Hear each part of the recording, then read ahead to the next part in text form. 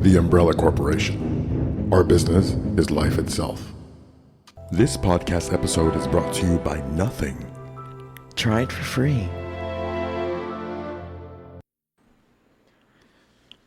Some of you may be kind of like, hey man, Goliath, what's up with the podcast? Like I mentioned in the last podcast, this podcast has been evolving and it changes in format depending on what I'm into and how much time that I have to put production into it. I haven't had much time. It's been a busy time lately. But I'll tell you, there is something that I want to talk about in this episode, and I've been wanting to talk about it for a while, and it has to do with a theme of things that I've been enjoying for quite some time in books and stories and movies. But you know what I was thinking the other day when I was in a parking lot? It was that, do you remember when if you had a remote control for your car, for the doors, remember how that meant that you were a baller? Remember that? You'd be like, you walk up to your car and be like, chit, chit. You know, and it's like the door's unlocked, and that meant you had some status. And before that, it was pagers. Like you have a pager. You know, I can't believe some people still walk around with pagers. It's mostly doctors, though. Doctors are ballers, I guess. But now everybody's car opens up with a remote control, and it's no thing now. I don't know what you need now. You got to have a TV in your car, like for the back when you're going in reverse. I don't know what the deal is now. Hybrid. Your car has a battery. Now your car has a battery, and you're a baller. Baller. I got a Tesla. I was just thinking about that. You know, I went to the comedy club.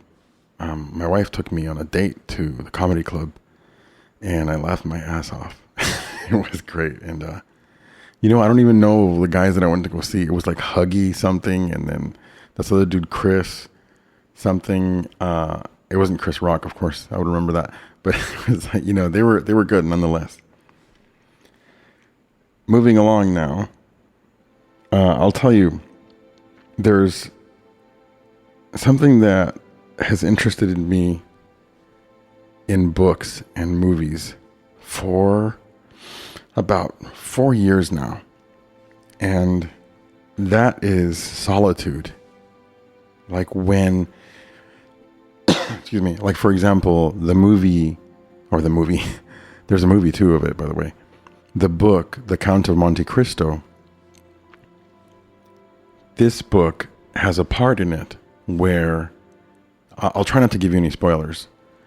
It has a part in it where he's in a dungeon. And it's a really good story. I highly recommend it. Depending on which translation you buy, there's one translation that's looked at as the best.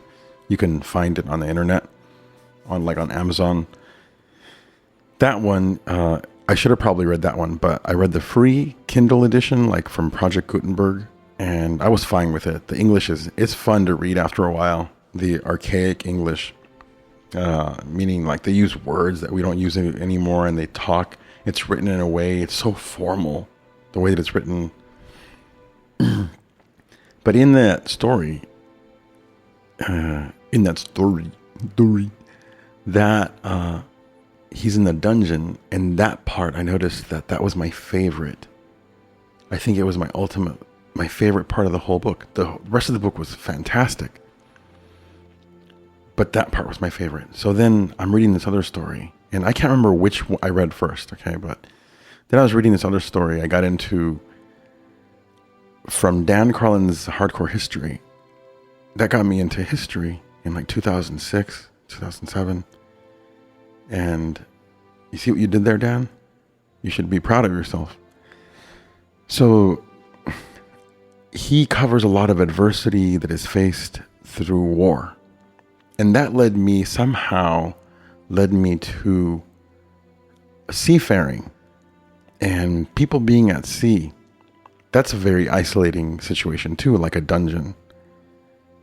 And being at sea alone and being at sea, even maybe as a group of people, but you're stranded. Like if your boat capsized and you're in a small boat, you're a ship capsized and you're a small boat, or you're in a raft, or things like that.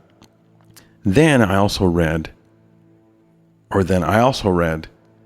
this book called The Lost City of Z, which is about a explorer at the turn of the 19th century, going into the 20th century. So it's like 1900. And that book fascinated me because this dude is essentially, there's a feeling like that you're alone in the jungle, away from everything and anything that you know. And in the same theme, I also read this book called The Heart of Darkness, which is also a book about exploring in South America.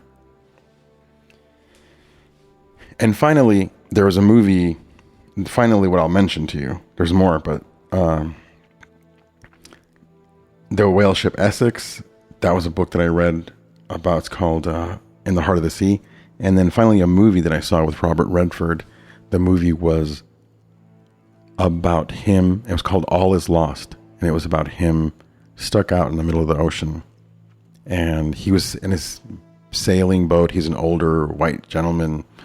And he's in his sailing boat. And then something goes wrong and his boat starts to sink. And in this movie, you watch him struggle to not drown, to not succumb to the depth of the ocean. I won't tell you much about the movie, but I'll tell you that maybe he makes it, maybe he doesn't make it. But I'll tell you that along the way, he just goes through so much. And I realize that these stories, they make me, these parts of the stories and these stories about solitude and being in a dungeon and being alone in the ocean, it's not like some sort of like deep thing that I have hidden from my childhood about abandonment or anything like that. It's that people have lived these things, and some people, the lucky ones, survived. There's many people that did not. And you don't know that story because they didn't live to tell you the story. So the thing that gets me about these stories is somebody has lived through these kinds of things. And I would never, ever want to be in that situation. Any of those kinds of situations, in a dungeon or stuck out in the middle of the ocean in a raft or a lifeboat. But the idea of it is just so, the questions come to mind. What was it like? Like, what is it like? What do you think about? How does it feel when you're in this situation? Hang on one moment.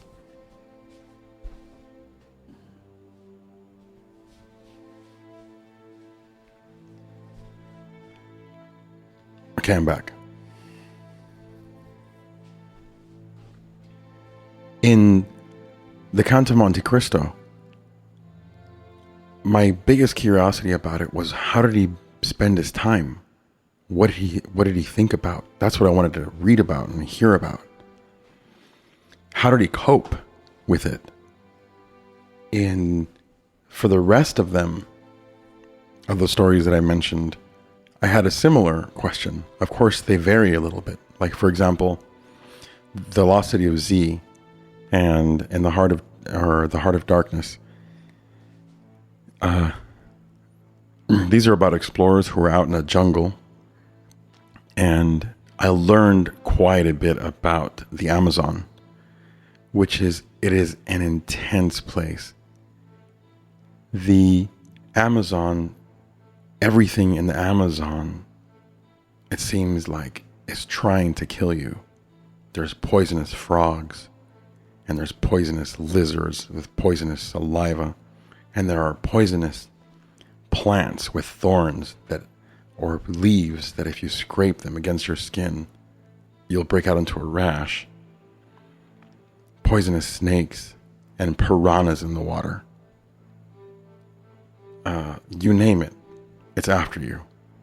What a hostile place that is and was in these stories. It was just amazing to me. And it was ridiculous to me that there would be like this English or Irishman out there in the Amazon. Like, what are you doing, bro? Of course, the natives there are adapted to it. They know their environment quite well. And they, had a very different, they have a very different, how do I put it to you? They're not out of their element. There was a story that I read in a book called The Mayan. Anyway, it was a story, I don't remember the name of it, but it was by this guy named Pierre Ivanov. And he's an archaeologist, and these two French dudes, they go down to the Yucatan, and they're looking for ruins, and they're getting killed by mosquitoes. They're just getting bit everywhere, and the natives don't get bit by mosquitoes. I wonder for a while, why is that? Like, are they eating something different? Anyway, they tried eating the foods that the natives ate, and it didn't work. So anyhow, these stories, these tales. What was I? Did I finish telling you about the Count of Monte Cristo? The things that he was. How did he cope, and what that was like? It's just fascinating to me. And I'm out of that phase so much. Like, I got really into seafaring because of that. Because just the guts that it would take. I did an episode called the whaleship Essex, and it's several episodes back, like 20 or something. I don't know, more maybe. And you could listen to that. I'm quite happy with it. I'm not 100% happy with it, but I can only put so much time into this, and I do the best that I can. But I enjoyed doing it, and I enjoyed talking about it. I had a slant on there. It was not so much dates and names and times. I tried to avoid those at all costs, actually. It was more trying to deliver the experience and the emotions of the experience in that podcast episode.